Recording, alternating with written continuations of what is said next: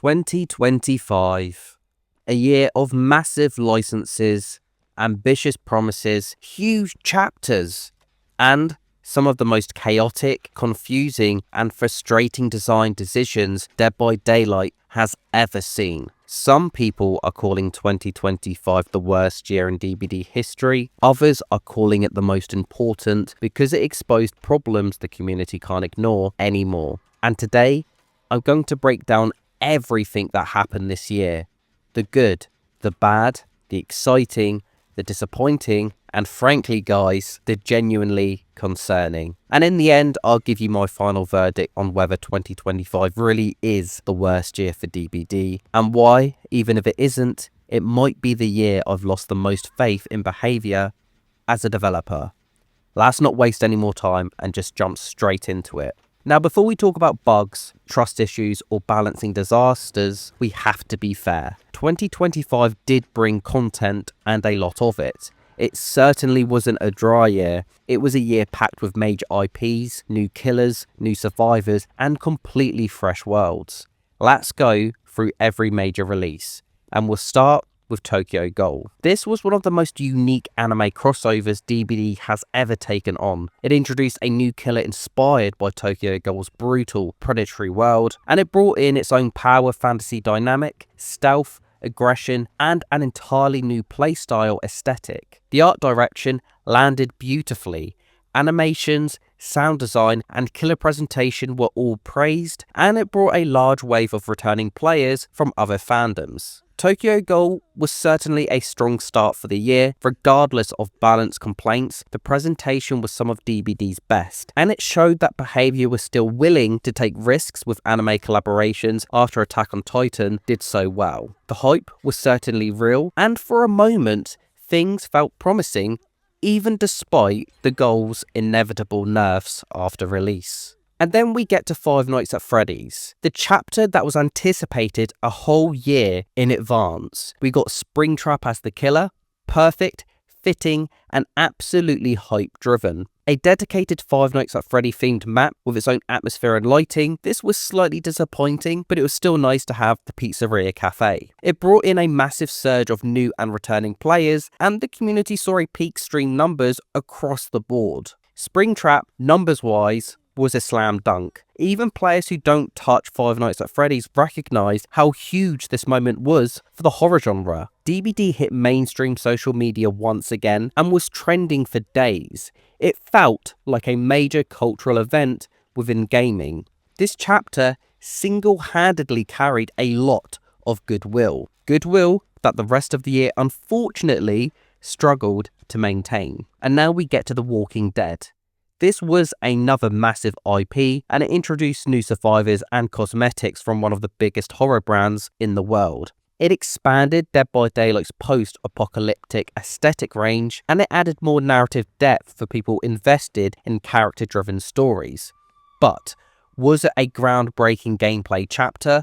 No, but it did bring value, visibility, and a sense of nostalgia, and it proved that Behaviour could still negotiate gigantic IPs even while struggling with the game's stability behind the scenes. After this was my favourite chapter of the year, and that was Sinister Grace. This was an original IP chapter, and it was important to show that Behaviour can still be creative. It brought in the Kresu with new perks and new lore, and kept the late year content cycle alive for the interim. The chapter certainly didn't break the internet like Springtrap did, but it delivered something that long-term DBD fans appreciate, and that's original identity. The killer design was fascinating, the lore was solid, and the chapter felt like it should have been the start of a return to stability, but instead it just expanded the cracks beneath the surface we were already seeing. And now that leads us to the lows of 2025, the bugs, the balance, and the broken trust. Because while 2025 looked good on paper, playing the game often told a very different story. And this is where many long-term players, myself included, started losing confidence. And let's break this section now into categories. And we'll start with the quality of life initiative that just didn't deliver. Early in 2025, Behaviour announced a quality of life initiative. The promise was, and I quote, "We hear you, we're focusing on fixes, improvements, stability, and core gameplay before pumping out more content. But this was the reality, guys. Content kept coming our way. Many major bugs returned or persisted, some new features shipped unfinished or unpolished, and crucially, players didn't feel the game actually improved. Out of all the killers we previously listed in this video, every single one released and then was nerfed weeks after that release. It's a long trend and it's a frustrating trend, and it's just one of many we've been dealing with for years and not just 2025. We weren't just left disappointed with the reality of the Quality of Life initiative, it was a moment that players started to feel lied to, or at least misled. And the next point to talk about is the anti-tunneling and anti-slugging failed experiment. You've all obviously heard of this. This is a big one. 2025 was the year Behaviour made some of the most aggressive attempts to discourage tunneling and slugging, but instead, the systems were inconsistent. Some were exploitable, others punished the wrong players, and some straight up made the pacing worse. Instead of solving the problem, it felt like Behaviour carpet bombed the system without nuance. And the result? It wasn't fun for killers, it wasn't reliable for survivors, and it wasn't achieving its intended goal. It was a poor idea, and an unfinished idea that the devs kept pushing into PTBs way too soon. Although tunneling and slugging is frustrating for survivors, ultimately, it's not something that we were begging to be fixed. Next, let's talk about the maps, the blanket buffs, the blanket nerfs, and the lack of direction, because this might just be the most concerning trend design of 2025. Maps were not treated individually, instead they were buffed or nerfed in large batches. And the problem with this? Some maps were already too strong, some didn't need changes at all, some required specific adjustments, not just global ones, but Behaviour applied changes across the board anyway. Then they reversed direction, and then reversed it again. And the result? It's a complete mess of map identity and balance. And we quickly saw the issue.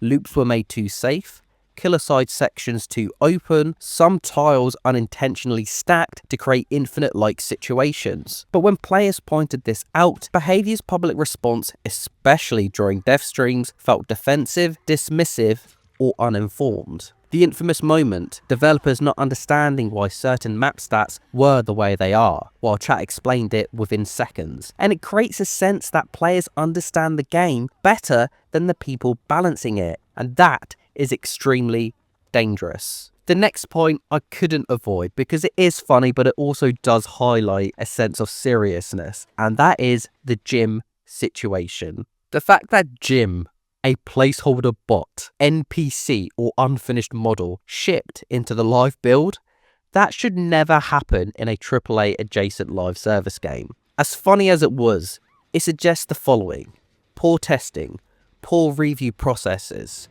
poor build validation, and a serious lack of final checks. Though Jim became a meme, beneath the surface it showed a real problem. If that can slip through the net, what else is slipping through? This moment, for me, shook a lot of trust. Let's talk about the fog vials becoming useless. Fog vials started as an interesting mechanic with potential, but after balance tweaks they became inconsistent, near on pointless, not power shifting, and essentially filler. You mentioned you've only seen them be useful once, and that's exactly how many players feel. It's not that fog vials are bad, it's that they're wasted potential. A cool idea turned into a meaningless one, and this ties back to the bigger theme of the year, a lack of follow through. Next, let's just talk about the persistent bugs, the audio, the chase logic, the hit reg, and so much more. Because 2025 didn't only fail to fix long-standing bugs, it introduced new ones. And across the year we've seen audio breaking entirely, no footsteps, no terror radius,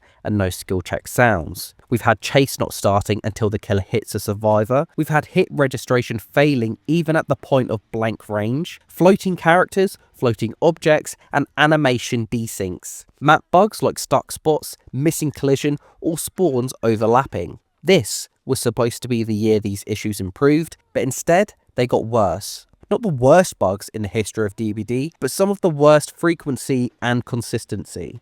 Let's move on and talk about the communication problems and player trust damage. And let's start with the dev streams, specifically the stream where concerns were raised about map stats and mechanical issues. The most worrying part wasn't the content, it was the attitude. Moments where developers brushed off community questions, ignored feedback, dismissed valid critique from players and creators, all seemed unaware of core statistical truths about maps and tiles. That does more damage than any bug in the game, because bugs can be patched, balance can be revised, but trust, guys, once lost, it's incredibly hard to rebuild. And in 2025, that trust eroded deeply.